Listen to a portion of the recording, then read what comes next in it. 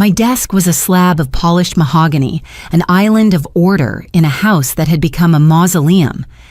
I stared past the immaculate surface to the silver-framed photo of my son, Daniel.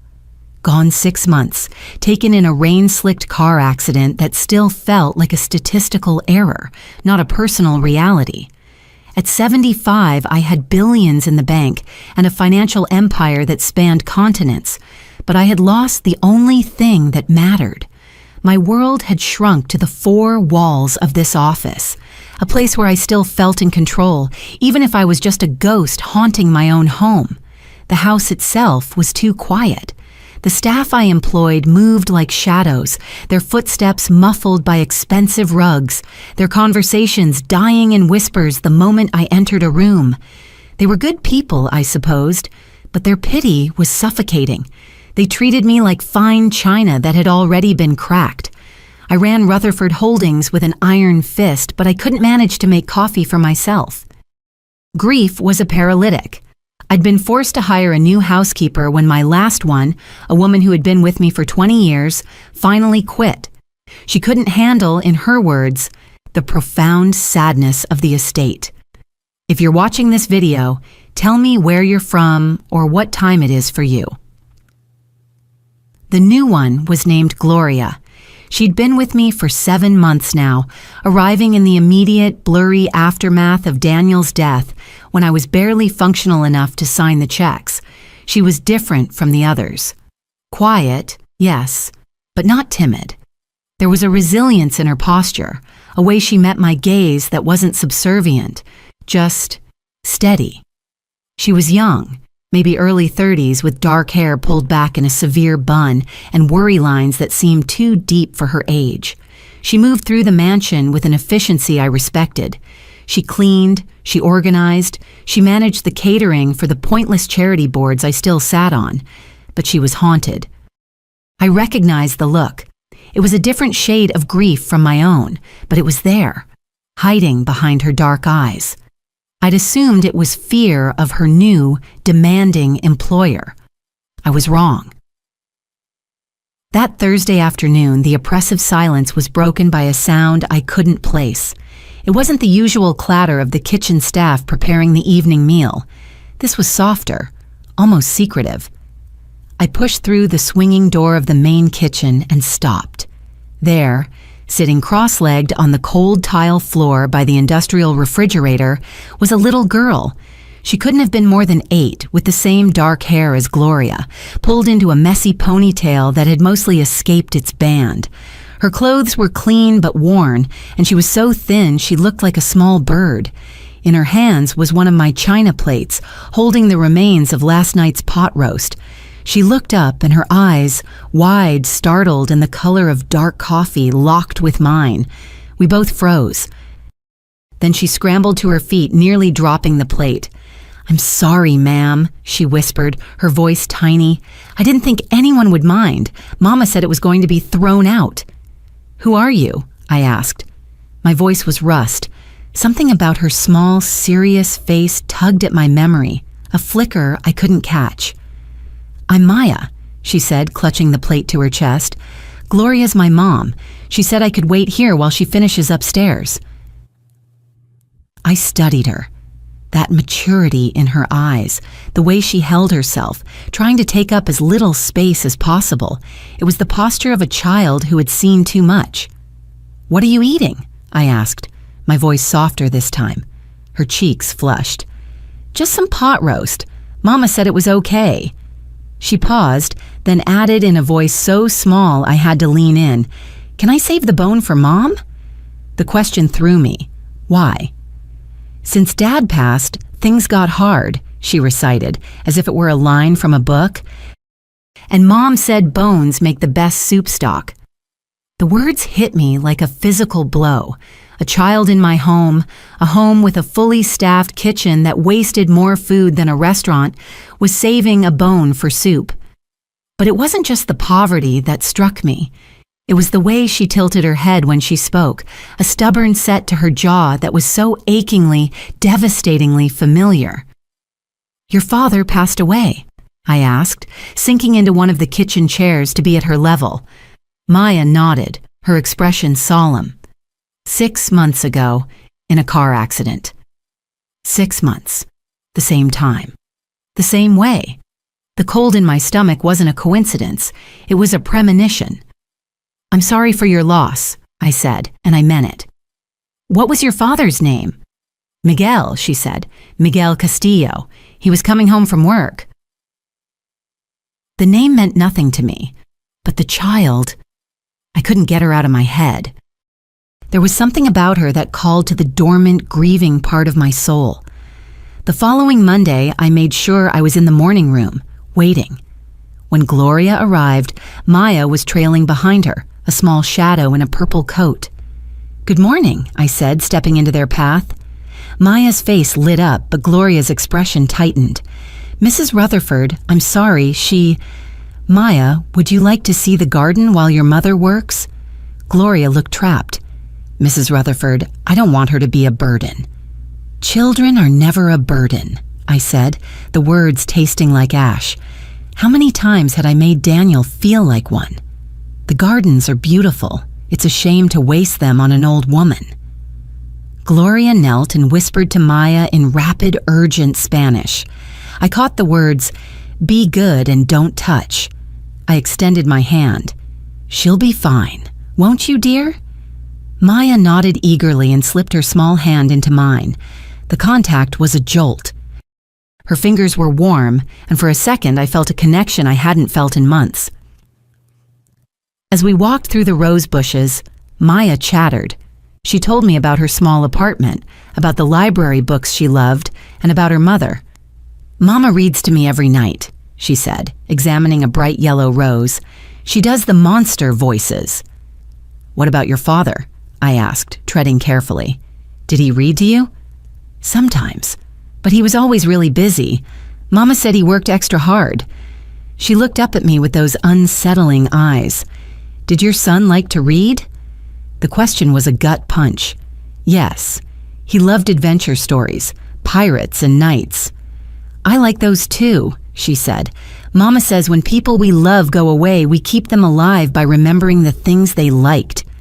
The casual wisdom was staggering. Then she said something that made the blood freeze in my veins. Mama has secrets.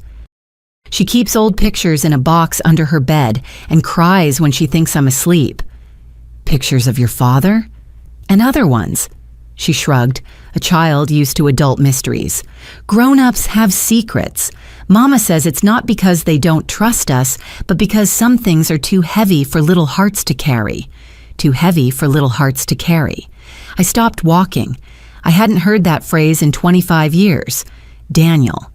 He'd said it to me when he was 10, trying to explain why he wouldn't tell me about a bully at school. It wasn't a phrase I had taught him. Where had Gloria learned that? Maya, I said, my voice hoarse. What kind of work did your father do? Something with computers, I think. He traveled a lot. Mama said people in Savannah needed his help. Savannah.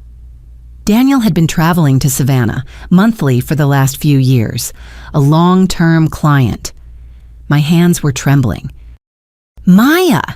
Gloria's voice was sharp with panic as she hurried across the lawn. There you are. I've been looking everywhere. We were just talking, I said, my eyes locked on Gloria's. She's a delightful companion. Gloria's smile was a thin, terrified line. We really should be going. I have other houses to clean today. Of course. I didn't release Maya's hand. Geneva, you mentioned Miguel traveled for work. What company did he work for? The color drained from her face. It was freelance, computer consulting. Nothing you would have heard of. Computer consulting, I repeated. My son was in the same field. What a coincidence. It wasn't a coincidence. She was lying. I could see the terror in her eyes. As she pulled Maya away, the girl turned and waved. The slight tilt of her wrist, the way her fingers curled. It was Daniel's wave. Exactly. I didn't go to Daniel's study. I didn't open his laptop. That was a personal violation, a line I wasn't ready to cross. I was a businesswoman. I dealt with problems through delegation and facts. My grief had made me passive. This new, cold suspicion made me active. I went to my office and called Mr. Harrison, my head of corporate security, a man who had made a career out of finding things people didn't want found. "Harrison," I said, my voice flat, "I have a private matter. I need a ghost file on 2 individuals, an employee, Gloria, and a man she claims was her husband, Miguel Castillo. He supposedly died in a car accident in Savannah 6 months ago." "Discreetly, Mrs. Rutherford? Is there any other way? I want to know everything. Bank accounts, travel, work history, parking tickets. I want to know what he had for breakfast. Find him." I hung up and stared at the photo of Daniel. "What did you do?" I whispered. 3 days later, Harrison was in my office holding a slim folder. He looked uncomfortable. "Mrs. Rutherford, the situation is irregular. Speak." "Gloria is clean, mostly. Works hard, pays her bills, no criminal record. But the man, Miguel Castillo, he doesn't exist." I blinked. "Explain." "There is no death certificate for a Miguel Castillo in or around Savannah on that date. No driver's license matching that name and her address. No shared bank accounts. The man is a phantom." "So she's lying about his death?" "I think," Harrison said carefully, "that she's lying about his life. The name is likely an alias." He slid a paper across the desk. "We did find this. Gloria has moved 3 times in the last 5 years, and before she came here, she received a series of regular, untraceable wire transfers. They stopped exactly 6 months ago." My blood ran cold. "The day of the accident?" "Yes, ma'am. The day Daniel passed. It seems indelicate to suggest, but the timing is precise. It's possible this Miguel was an alias for someone else. Or she's a grifter who was involved with someone." A grifter, a blackmailer. The idea took root instantly. It made a sick kind of sense. My son, grieving, lonely, becomes entangled with a clever, desperate woman. She gets pregnant. She uses the child to extort him. He pays her to stay quiet. "Find the payments," I ordered Harrison. "I want a full forensic audit of Daniel's personal and business accounts for the last 5 years. I want to know every dollar he spent that I didn't know about." For the next week, I barely slept. I lived in my office, fueled by coffee and a cold rage I hadn't felt in years. This was familiar territory, a hostile takeover. I would find the vulnerability, I would quantify the damage, and I would cut it out. My accountants, discreet and terrified, brought me the results. The audit was a maze of offshore accounts, dummy corporations, and consultation fees. But buried deep, they found it. A regular monthly transfer, always small, coded as Personal Project or SC Consult. The amounts were pathetic, not blackmail, more like support. "Groceries," one memo read. Another, "For M's ballet classes, M. Maya." "There's nothing here," Harrison reported, frustrated. "No big payday. The transfers are charitable almost. The PI in Savannah hit a wall. No one remembers a Miguel. He suggests she's just a small-time operator, maybe lying to you about her past to keep her job." I stared at the numbers. The false lead had evaporated. This wasn't a financial crime. This was personal. The PI was looking for a criminal. The accountants were looking for a thief. They were all wrong. I had wasted a week and thousands of dollars, all to avoid the one thing I had to do. I had to look at his life. "You're all dismissed," I said, waving them out. "Leave me." The rage was gone, replaced by a hollow dread. I walked out of my office, down the hall, and for the first time in 6 months, I opened the door to Daniel's study. The room was as he left it. Books on coding, a framed photo of us from a decade ago, his laptop on the desk. It felt like a violation. I sat in his chair. I opened the laptop. The password was my birthday. The pathetic, childish simplicity of it almost made me weep. I opened his calendar. There it was. Savannah. Once a month, for 4 years, and next to every single entry, a small heart emoji I'd never seen him use in his life. Chen. The name on the file wasn't Castillo, it wasn't Rutherford, it was Chen Consulting Services. No, wait, not Chen. I looked at the wire transfers again. Castillo, Miguel Castillo. Why the 2 names? It didn't matter. The heart emoji told me everything the PI couldn't. I searched his email. Nothing. His documents. Nothing. Then I saw it on his desktop. A folder labeled Projects.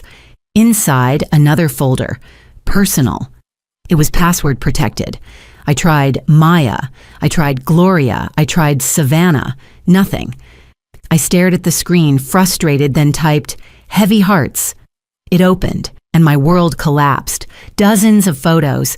Daniel grinning, pushing a small, laughing Maya on a swing. Gloria, her hair down, smiling at him over a birthday cake.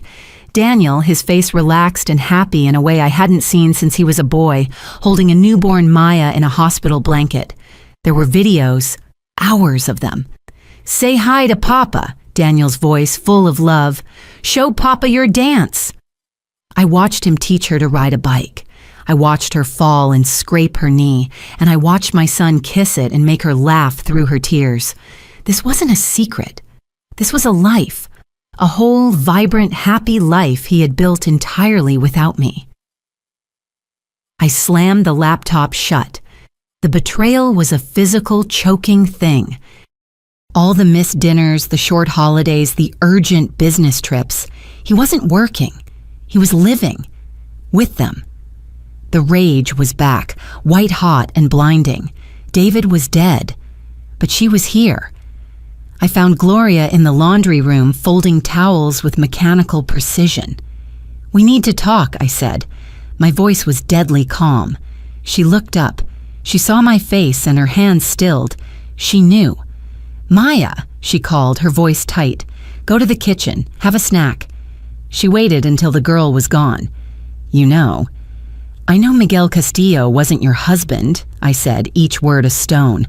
I know the man in those photos was my son. Her composure cracked. The tears came, fast and silent. How? His laptop. 4 years of his life. 4 years of visits, 4 years of pictures. 4 years of supporting you while I sat here, wondering why my son was a stranger. It wasn't like that, she whispered. When Daniel died, I was desperate. He was helping us. I had nothing. I heard you needed help.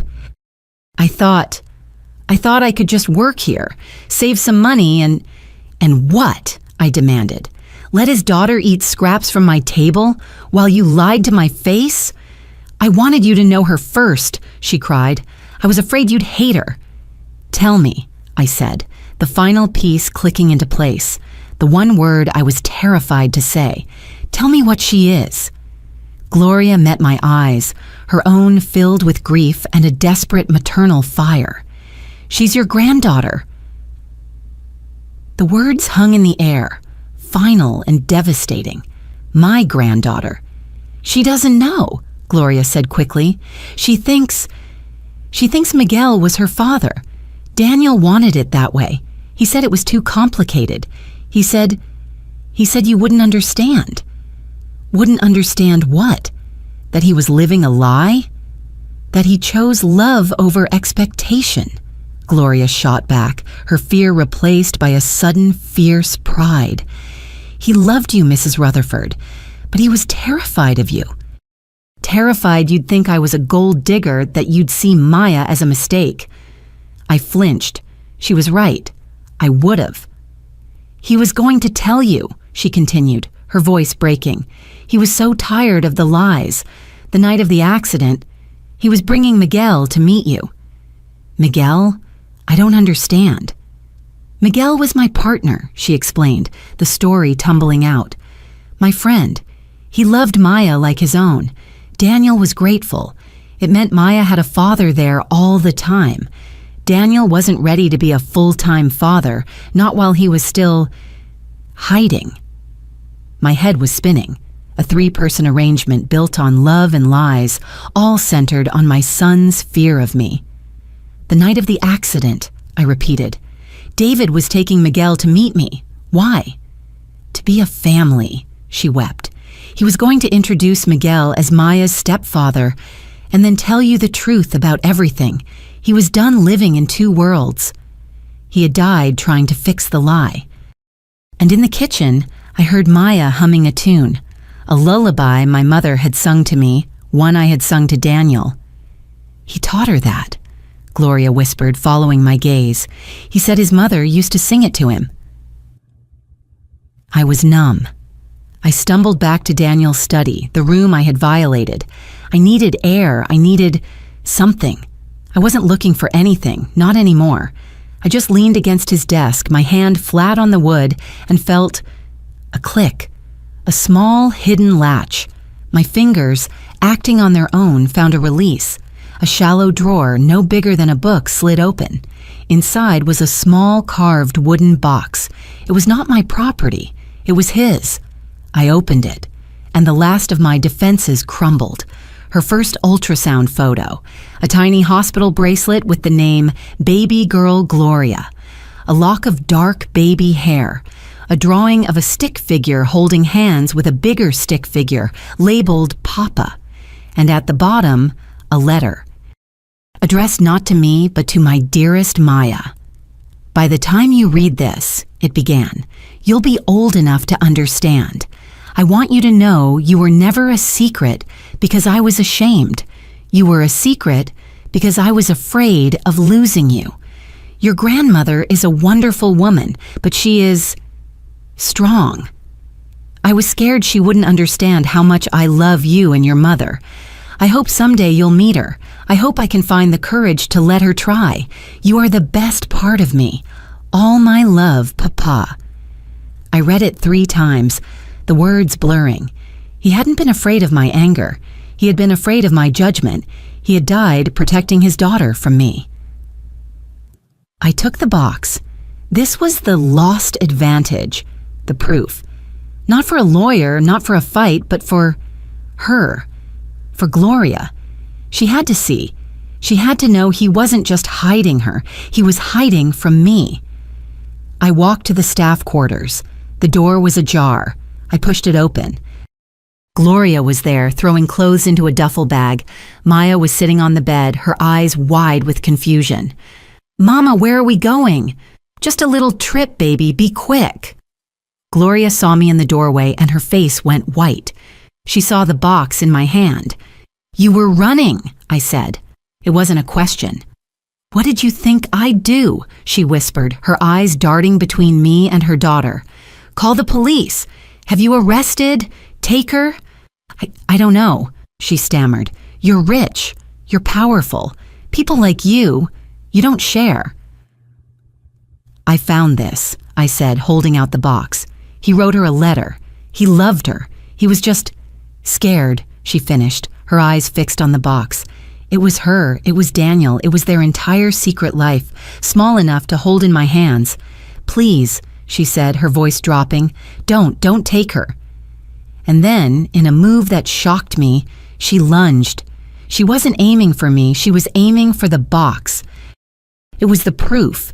It was her proof. She shoved me hard. I stumbled back, my 75-year-old balance no match for her desperate strength. I hit the wall, my shoulders screaming in protest. Gloria grabbed the box from my hands. She grabbed Maya's arm. "Mama, you're hurting me. We have to go, now." And they were gone. Down the hall, out the service entrance. I heard the crunch of gravel as her beat-up sedan peeled out of my driveway. I slid down the wall and sat on the floor of the empty room, alone, again. The house was silent, but this silence was worse. It was the silence of a new, more profound abandonment. She had taken everything, my granddaughter, and the last words my son had ever written. The advantage was gone. I had no proof, no letter, no photos, just the story of a crazy old woman who thought her housekeeper's child was her heir. I sat there for a long time. The pain in my shoulder was a dull throb, a grounding counterpoint to the howling void in my chest. She was right. I was powerful, and I had been stupid. The grief was gone. The shock was gone. What was left was a cold, hard clarity. I was Mabel Rutherford. I had built an empire from nothing. I would not be defeated by a terrified woman and a misunderstanding. I pushed myself to my feet. I went to Maya's room, the room she had waited in, the room she'd colored in. I found her hairbrush on the small table. I plucked a single dark hair from the bristles and placed it in a plastic envelope. I called my doctor. "Penelope," I said, not bothering with pleasantries. "I need a DNA test. Today, no questions asked." "Mabel, what's going on?" "Just do it. The courier is on his way." I hung up and called Harrison. "She's gone. Gloria, she took the girl." "Should I call the police? An abduction?" "No, not yet. She's scared, not criminal. I need an address." "The employment agency that placed her. Get me their records. I want her last known address, her friends, her family. Find her." I was no longer a passive mourner. I was a protagonist. It took Harrison 4 hours. She's not at her apartment, but she used her debit card 20 minutes ago, a gas station off the highway. I cross-referenced it with low-rent motels in the area. The Starlight Inn, room 112. "Send a team." "Already on their way, ma'am." "No," I said, grabbing my car keys for the first time in a year. "Recall them. I'm going alone." "Ma'am, that is not advisable." She's terrified of Mabel Rutherford, the billionaire. She's not going to be scared of Mabel, the old woman who just lost her son. Stand down, Harrison.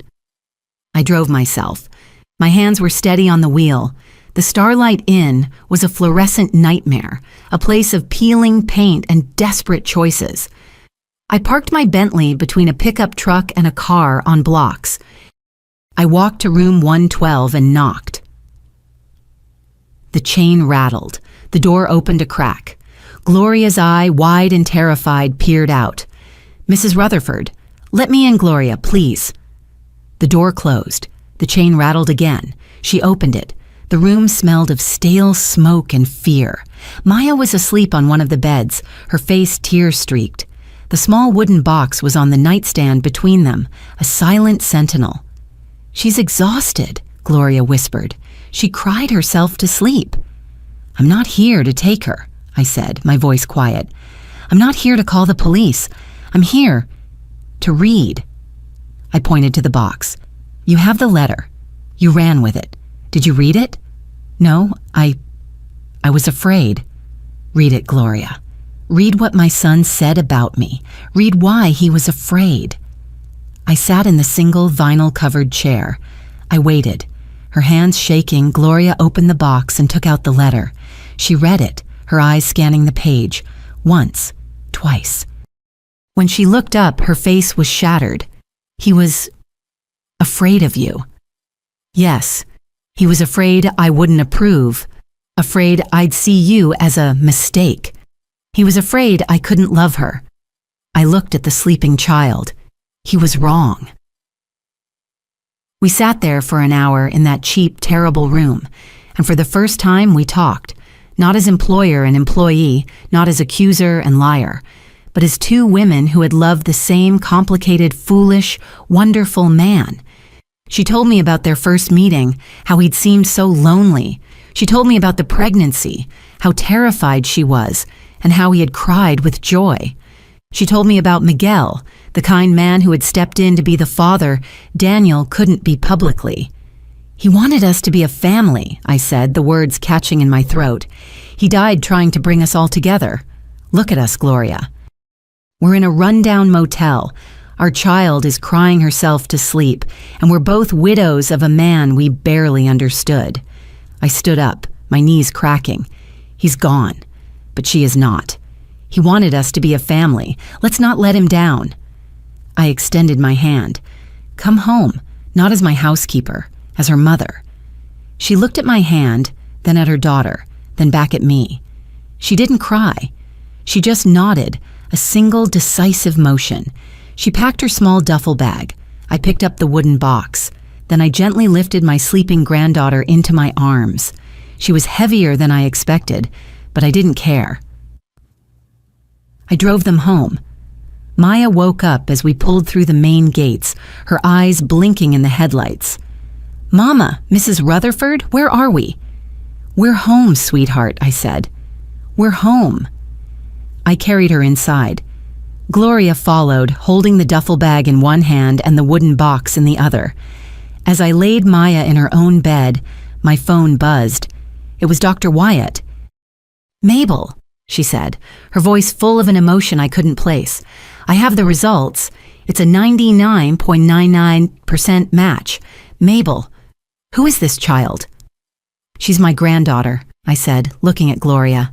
"She's my family." The next morning, the house felt different. It was charged with a new, fragile energy. I found Gloria in the kitchen, making coffee. We looked at each other. "Today," I said. "Today," she agreed. We sat Maya down at the kitchen counter. "Sweetheart," Gloria started, her voice shaking. "Mrs. Rutherford and I need to talk to you about something important, about your papa." Maya's face grew serious. "About Papa Miguel." "And about Papa David," I said gently. For an hour, we told her the truth. We told her that David was my son, and that he was her biological father. We told her that Miguel was the man who had chosen to love her and raise her. We told her she had two papas, and that both of them had loved her very, very much. She listened, her head tilted in that familiar, thoughtful way. She didn't cry, she just processed. "So," she said finally, looking at me, "you're my grandmother?" "Yes, sweetheart, I am." She was quiet for a long moment. Then she said, "A little sad, because if I had known, I could have been your granddaughter for longer." She slipped off her stool, walked over, and wrapped her skinny arms around my waist. "But mostly I'm happy. Mama has been so lonely. Maybe now we won't be." That day, Gloria and Maya moved out of the staff quarters and into the main house. I gave Maya the bedroom next to mine, the one that had been Daniel's nursery, painting it bright yellow at her request. The house, once a silent tomb, was suddenly gloriously loud. There was music. There was laughter. There was the sound of small feet running on hardwood floors, a sound I had forbidden my staff from making. I found I didn't mind. I found I loved it. I learned about animated movies and pop music. I learned how to play a video game called Animal Crossing. Maya, in turn, learned about her father. We spent hours in the library. "Did Papa David like pirates?" she'd ask. "He loved them," I'd say, pulling down the copy of Treasure Island he'd read until it fell apart. "Maybe I got that from him," she'd say, "through the genes."